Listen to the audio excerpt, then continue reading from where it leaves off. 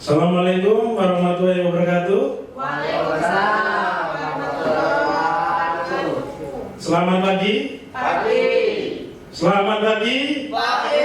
Ya, semangat ya Bapak Ibu. Kita mulai pembelajaran pengantar manajemen rantai pasok ya.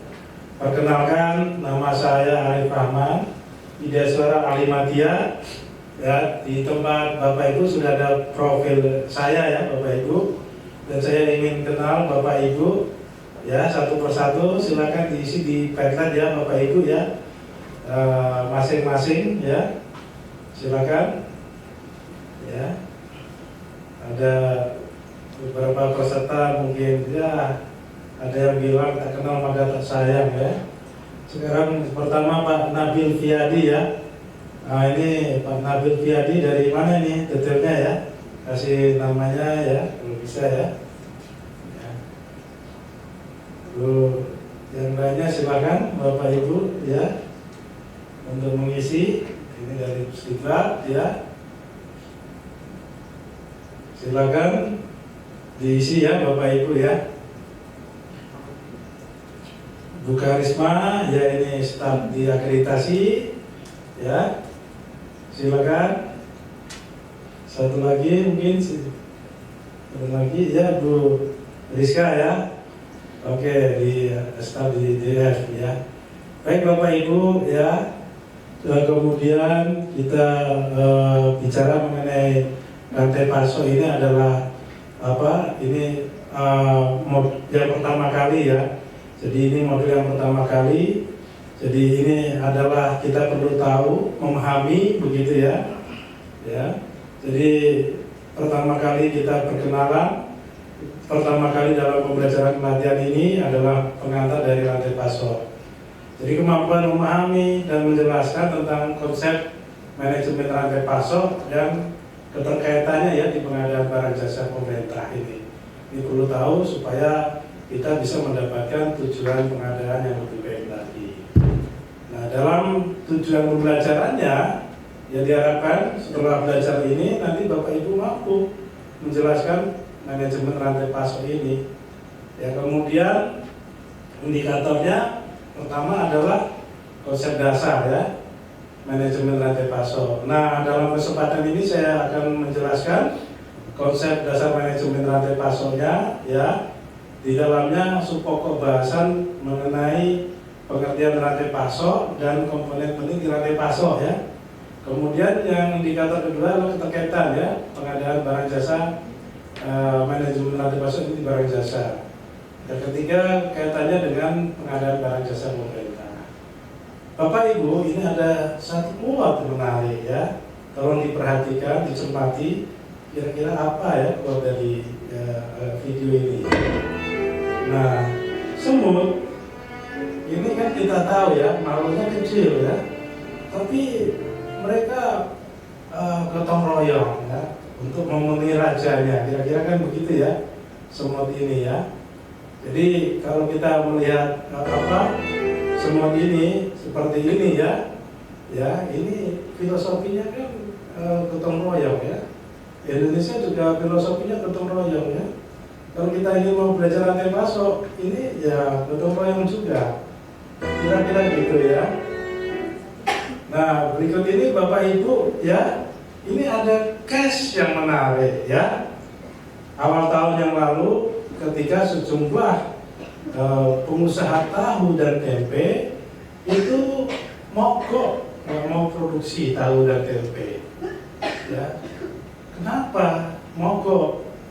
Ya, karena apa? Katanya kedelainya mahal. Nah, kan tinggal menaikkan harga jual aja kan? Kira-kira seperti itu. Nah, silakan kira-kira jawabannya Bapak Ibu apa? Ditempel ya di kanvas ini ya, silakan Bapak Ibu. Saya pengen tahu ini masalahnya apa sih di sini kan begitu ya. Ini supaya kita bisa membangun ya pengertian. Ini penting ini kita menggunakan rantai pasok. Ya. Jadi saya ilustrasi, saya jelaskan dulu bahwa pengusaha tahu kedelai ini ya kebutuhannya meningkat ya. 5 tahun yang lalu ya di Cina ya, di Cina itu ada reformasi peternakan babi ya. Secara akumulasi terus-menerus itu membutuhkan konsumsi kedelai yang tinggi ya. Produsen kedelai Kanada lari ke sana ya karena rantai pasoknya Cina bagus ya. Kita akhirnya ya karena permintaan tinggi harganya juga tinggi kan. Di samping itu tidak bisa pasti ya, sedangkan mereka bisa memastikan rantai pasoknya begitu ya. Nah, apa yang terjadi ya? Kenapa sampai pengusahanya mogok ya? Kalau jawabannya Bapak Ibu kan ini ada pertama daya belinya menurun, kemudian khawatir tidak laku, kemudian untuk kontinuitas usaha. Nah, ternyata ya yang ditakutkan oleh pengusaha itu bukan sekedar menaikkan nilai jualnya ya, tetapi yang ditakutkan adalah ketidakpastian pasokan dari kedelai. Karena kalau ada pegawainya bekerja, kedelainya tidak ada, kan digaji tenaga kerja ini. Nah, tenaga kerja yang digaji ini kan tentunya kalau nggak ada produksian bisa bikin bangkrut perusahaan. Jadi kira-kira itu ya, betapa pentingnya rantai pasokan ini ya, jaminannya. Nah, ini ada pembelajaran menarik ya, silakan. Mengenai rantai pasok ya Bapak Ibu ya, tolong dicermati. Nah, kita akan masuk ke bahasan yang pertama tentang apa itu supply chain management. Ada 2 kata yang sangat penting. 2 kata ya.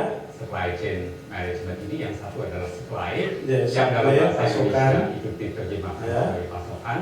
Yang kedua adalah chain, yang dalam bahasa Indonesia kita kenal sebagai rantai. Jadi Rantai pasokan ini rantai di pasokan manage. ini adalah rantai pasokan. Rantai pasok di mana barang manajemen. itu mengalir dari hulu sampai Manajemen rantai pasok. sebagai sebuah rantai, Ya. mengikuti sejumlah pelaku atau sejumlah pihak. Seperti yang tadi saya katakan, ada pabrik di hulu yang Ya. memproduksi. Di hulunya lagi Banyak ada pemainnya ya. yang memasok material. Ini bergotong royong Yang gitu ya. akan mengirimkan produk itu ke Jadi distributor. Mungkin distributor mengalihkan barang. wholesaler, kemudian wholesaler akan mengirimkan produk itu ke toko. Jadi ada sejumlah pemain atau sejumlah organisasi Ya. yang terlibat di dalam Jadi- supply chain, dan masing-masing organisasi ini mungkin beroperasi di tempat yang berbeda-beda, bahkan di negara yang berbeda-beda ya, kira-kira itu ya. Jadi ilustrasinya bahwa rantai pasok manajemen itu ada aliran ya, aliran dari produk tadi ya. Tetapi di dalam bekerjanya aliran produk ini perlu didukung aliran daripada keuangan dan informasi. Nah, informasi tadi menjadi peranan penting ya di era sekarang. Kira-kira gitu. Nah, berikutnya komponen penting daripada rantai pasok ya, ada rantai pasok hulu. Ini seperti di gunung itu istilahnya hulu ya. Kalau kita ingat dulu itu gunung gitu ya kira-kira. Kalau ingat hilir itu pantai gitu ya kira-kira. Dan ada rantai pasok internal ya. Jadi kalau ada perusahaan obat gitu ya, yang dimaksud dulunya adalah pemasok bahan baku obat. Kan begitu, diolah di perusahaan pabriknya obat. Ada sumber daya BBM, tenaga kerja dan sebagainya ya. Nah, itu internal. Nah, kemudian didistribusi ya ke end user. Nah, ini ada brainstorming Bapak Ibu. Silakan menggunakan barcode ya, link quizzes ya, untuk mengetahui ya mengenai rantai pasok ini ya. Silakan dicoba ya. Nah, pertanyaannya ya, silakan. Ya. Pertanyaannya tadi kita ingat ya, hilir. Nah, kalau di pembangunan gedung, hilirnya, rantai pasok hilirnya itu yang mana? Ya, itu pertama. Nah, yang kedua, ya, yang dimaksud dengan di hulunya, rantai pasok hulunya semen itu yang mana? Ya, di antara ini. Ya, silakan. Nah, dari sini, jawabannya banyak ya, yang benar ya. Jadi Bapak Ibu sudah tahu ya mengenai apa itu rantai pasok ya. Elemen rantai pasoknya ini ada hulu, ada hilir, ada internal ya, kira-kira itu. Nah, di dalam rantai pasok ya Bapak Ibu ya, ini penting ya kita menerapkan manajemen rantai pasok. Kalau kita tadi ingat seperti Cina, itu berarti daya saing rantai pasoknya bagus. sehingga kita kalah berebut mengenai tahu ya kan, karena rantai pasoknya bagus. Nah ini belum yang lainnya. Ya, kemudian ada juga yang memegang peranan ini informasi di era sekarang ini yang penting. Kita bicara rantai pasok, bicara transaksi ke depan. Terus komponen yang penting ini kita harus tahu supaya kita mampu mematakan. Nah, Bapak Ibu siap-siap, ini ada evaluasi, ya.